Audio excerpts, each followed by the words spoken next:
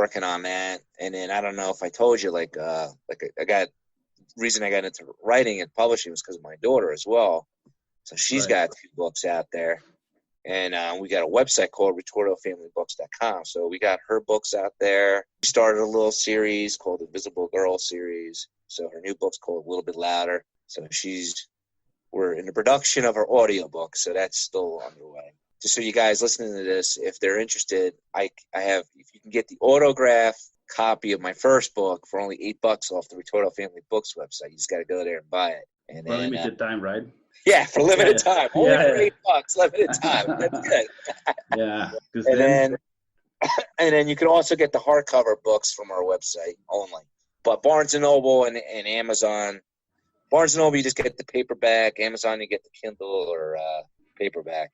Very busy, but it's not that easy, publishing your, promoting your book. Unless I was going to advertising. I was going to go that way. So first, I wanted to know how long did it take you to write your first book, and then how much time did you take to publish, just efforts in publishing?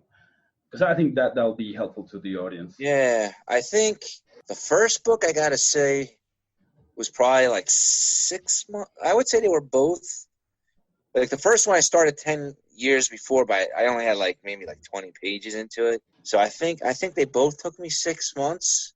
And you got to remember, I was only doing it maybe a couple of hours a week. Okay. So if someone was really passionate about what they write, they could probably get it done quicker. 6 months for a good rough draft, and then editing. If you do it yourself, like me, it took a month at least, going, reading it and having family members read it, and then going back and forth, and then do some edits. Publishing. If you're doing the ebook, it's not that hard because you can go through Amazon. They got a little wizard. But what I find that's quite difficult is coming up with a good book cover. Did you hire a designer? I actually got some free art, royalty-free art from somewhere. I forget where. And then I used Canva.com, which is, I guess you would say, it's like an online version of Photoshop. And that's how I put the picture in and edited it all out. But it's because some of those book covers, you can get a person on Fiverr, maybe they charge you $520. Yeah. Some people charge a few $100 for that stuff. So I guess it all depends how much you want to put into it. Yeah. For me, it was kind of like an experiment. For me, my daughter was just happy to get a book published. I really couldn't justify to my wife, I'm going to spend $400 on a cover for a book, and it's like the same thing with the advertising. The one thing that Amazon has over the other websites is you can promote your book within their platform, but it's kind of like SEO, or search engine marketing. Mm-hmm.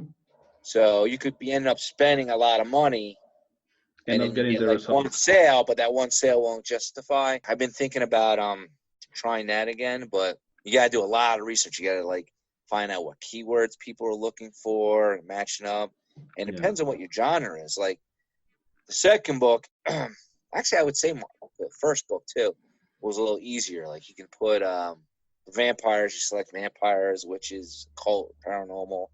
Yeah, they have their own niche. The Cabal, it's more like men's action thriller, suspense. But my daughter's book was kind of hard because it's not a children's book. It's more like a book about from a kid her age because she was 11. How little girls deal with drama in school. So I'm how do I pick a category for that? You know? But it's not that easy. Then we did try to do some book tours, but physical bookstores, but a lot of them won't let you in unless you're an established author. So then we ended up doing one in the library, so that worked out. My daughter sold a lot of books that way, and then I do podcast interviews here and there. And have you tried Facebook page and ads and all that stuff for the books? It's kind of I don't know if you do any marketing for your podcast or anything like that. Right. Paid marketing. Yeah. I find a lot of that you can end up spending more money like it's kind of like gambling. Like you could be pouring money into it, Yeah. and it'll be a while before you see the results. Right. But I did see results when I did the Amazon marketing. I just didn't do it long enough. Yeah. So I would suggest that in the beginning for people starting out. Like I said, Amazon's the only one that does it. Barnes & Noble doesn't really do it. And there's all these other websites that say, oh, I'll put it up on my website, or you can sign up for an email list and they'll blast people. I don't know how really good that is. I think podcast helps. I haven't got on a TV show. That's the next thing I'm working on. Oh, yeah. And I forgot to mention this too. In addition to my MMA podcast, I don't know if you do a live video show. Yeah, not yet, but I plan to, like, while we're doing the podcast, right? Yeah. So you do it. So what I'm doing with that is, what I usually do is on Saturday, like 3 or 4 o'clock, I try to keep it at the same time. I do a live show. Okay. Sometimes it is pre-recorded because that's just the way life works out. The guys got problems streaming, because the live one, the person has to have a really good internet connection. Yeah. So if I know they don't, then I use like Zoom or something, and I record it, then they upload it. Mm-hmm. But I like it because it's like it's owned by Amazon, and you can get like additional audience. And then I go from there. I then upload the video to YouTube. Mm-hmm. But what I do is when I do my video interviews, I run ads during, before and after the show. And then that also goes on my YouTube channel, the ads. Okay. So that's something, if there's any self-published authors or other businesses that may want to inquire, hit me up for that, or if that's an avenue for you too. Yeah. Because I do, I've been fortunate to get some paid sponsors, like 1 or 2 time people that pay me to put ads on my podcast. So I've been fortunate for that. I'm not at Joe Rogan's level, pay scale of making $1 million a year doing all podcast advertising, but not yet.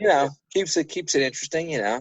Yeah, and then what I'm planning to do also, so I got my regular podcast. I usually put out an episode on Sundays, most likely, unless it's an important UFC fight. Then I'll do a fight pick and I'll publish it on a Friday or Thursday before the main event, but it's got a really big event. But then on Saturdays, I do my Twitch show, which is at twitch.tv/marktthesharkmmashow.com. Or you can even watch it right from my website, which is www.marktthesharkmmashow.com. And it's Mark with a C, not a K. If you click on the Live Now tab, while it's going on, you can watch it there. But then what I'm also planning to do, I have to get back to it because there's some work involved, is I'm going to try to get my show on Amazon too, Amazon Prime. Right. That'll be neat. And then you can share that with the audience, and that'll be another way to promote all of your projects. Yeah. So hopefully I'll have that up and running, because it's not as just a matter of uploading video. You got to edit the closed caption, and I have to figure out how to do that, because my thing I got like an error saying I couldn't do it because of that. So I got to fix it. I just haven't had the time to fix it. That'll probably be next weekend's project. Yeah. So be on the lookout. Like if people who are on Amazon, if they got an Amazon Prime account, they can watch it for free. A lot of people do. You pay that annual $100 free into watching movies. They can watch my video content on there. And then, so I have that. I'm going to be having that. I got my Twitch channel. I got the podcast. I'm a busy man. Yeah, that's what it sounds like. And I think that's good, right? Because many people what I've seen in social media is that many people are complaining that, they get bored and stuff. And for me, it's like, just get a project, just one. And then eventually you will see you have 2, and then 3. And then it's like, hell, I don't have time. And you don't even feel the pandemic or the social isolation.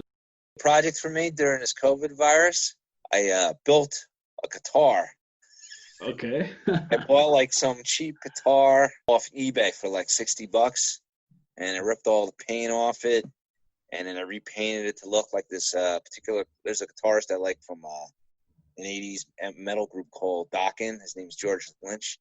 Okay. So I modeled my guitar after this. It's got like all kinds of like tiger stripes. That took me a while to finish. I'm still finishing it. I got to change the pickups in it because I don't like the ones I put in there. Yeah. But yeah, like I think it's important for people to keep their mind sharp. I think I'm not like that. Like I like watching TV. Don't get me wrong. Like on a Sunday, Yeah, who doesn't? If my wife would let me, I would watch TV from the time I got up till the time I go to bed. But at night, I like to keep, during the week, I like to keep my my mind sharp. Especially now since I can't do my jiu-jitsu workouts, the COVID virus. Since you don't really have your routine all wrapped up and it's changing, so you have to definitely have a new routine, right? And I think that's really important. Yeah, like with you, I mean, you said you got this podcast and you got some other ones that you were working on, so it's good. I think that's the only way to keep yourself sane. So I think we're almost running out of time. So before we close this, I was going to ask, apart from your 2 books, what other book would you recommend the audience to check out? I'm more into like my first book is kind of like adventure, suspense, thriller. I like Dan Brown books, like the Da Vinci Code. Yeah. I highly recommend that. And then I forget who wrote the book called The Firm. Tom Cruise was in the movie. It's an old book. Okay. But I can't think of the name of the author now. I think it's James Grisham. I think because he writes a lot of books that I read. Yeah, John Grisham. So a lot of his books are based on a lawyer. All the main characters are lawyers or judges or whatever, and then they end up having like these suspenseful, unique adventure stories. And then I like Anne Rice books for vampires. I don't know if anybody listening to this is really into that type of genre, but I liked a lot of her books. And then there's this other guy. This is a good book called The Russian Assassin. Let me get the name. I got it off. It's called by Max Austin. He's like an indie author. He's got probably like 10 or 20 books on Amazon. He's really good. And I can't think of the name of the other one. Archiles or something. Like more of an intrigue and suspense kind of books. Yeah, there's Kyle Archels or something. I just can't think of the name of I think the author is Tim Tigner or something. Yeah, the author is Tim Tigner, Tigner. The guy was actually, I think he was like in the CIA or something like that. So he writes a lot of spy novels. So those are books I would recommend for people for fiction, obviously. But to be honest, like I've been slacking on reading for fun. A lot of the books I do read are tech related. That's part of my job. I got to keep up with the latest technologies. You have to keep up with all the things that come up every day. So even with Zoom and stuff. So even articles and all that. And then for anybody who's listening to this, you can follow me on my Facebook page, which is called Mark, again with a C, MarkTheSharkMMAShow.com. My Twitter account is Mark, again with a C, BJJ Fighter. My Instagram is Mark_Ritorto. The website where you can find out about me and my daughter's books is RitortoFamilyBooks.com. That's RITORTO FamilyBooks.com. And we're also listed on Amazon and BarnesandNoble.com. My daughter's name is Christina with a K. Mark with a C, not a K. Hers is Christina with a K, not a C. So it's easier to find. She's got a good series going on. I think she'll be successful. If the kids grow up with her, the character will grow up as she grows. So I think that's good. And then again, my podcast is Mark the Shark MMA Show. If you're into the UFC, Bellator, mixed martial arts, or just the martial arts in general, it's worth a listen. I got the show that's on Twitch. You can listen to it on my website or go to twitch.tv/Mark the Shark MMA Show. And also follow my YouTube channel. Yeah, definitely. Don't forget. I got the Mark the Shark MMA Show YouTube channel. I got the Ritorto Family Books YouTube channel. If you go to the Ritorto Family Books, you'll actually see a very good book trailer that I put together for Marcus the Vampire. It's really cool. It has me talking in the background, giving the storyline about how Marcus was just a regular man, and then how now he's forced to protect his daughter from the dark world, including witches and vampires, and then you see like a wolf howling in the moon. It's pretty cool. And then they should check it out. yeah, and then a good one for my daughter's book, a little bit loud.